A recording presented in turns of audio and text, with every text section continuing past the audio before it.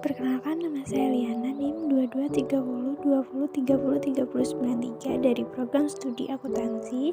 Di sini saya akan memenuhi tugas UTS makro yang menjelaskan produk domestik bruto, yaitu pengertian cara mengukur dan manfaat PDB adalah sebagai berikut. Berikut adalah pengertian produk domestik bruto.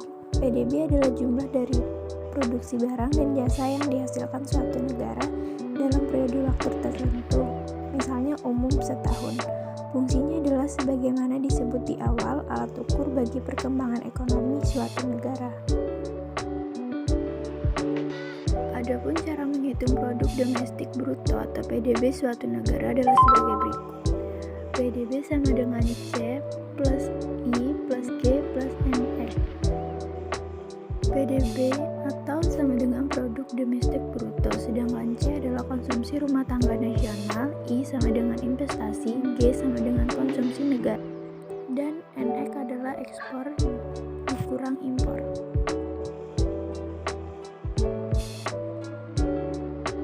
Selanjutnya adalah pengertian konsumsi atau C yang dimaksud pada formula di atas adalah konsumsi barang dan jasa yang terjadi dalam negara bersangkutan. Tingginya nilai konsumsi dapat mengidentifikasi bahwa terdapat hasrat yang tinggi dalam masyarakat untuk membelanjakan uangnya.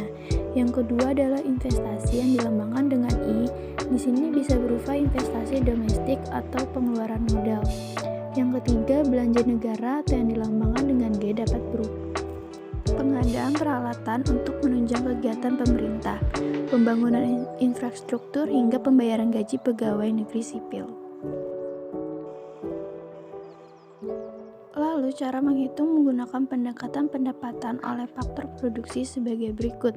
PDB sama dengan sewa ditambah upah ditambah bunga ditambah laba.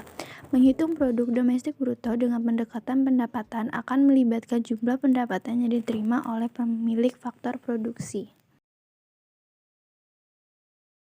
Yang terakhir, apa saja sih manfaat produk domestik bruto? Yang pertama, mengukur laju pertumbuhan ekonomi nasional, dan yang kedua, membandingkan kemajuan ekonomi antar negara. Yang ketiga, mengetahui struktur perekonomian suatu negara. Dan yang terakhir adalah sebagai landasan perumusan kebijakan pemerintah. Sekian penjelasan dari saya. Jika ada kesalahan, saya mohon maaf. Terima kasih.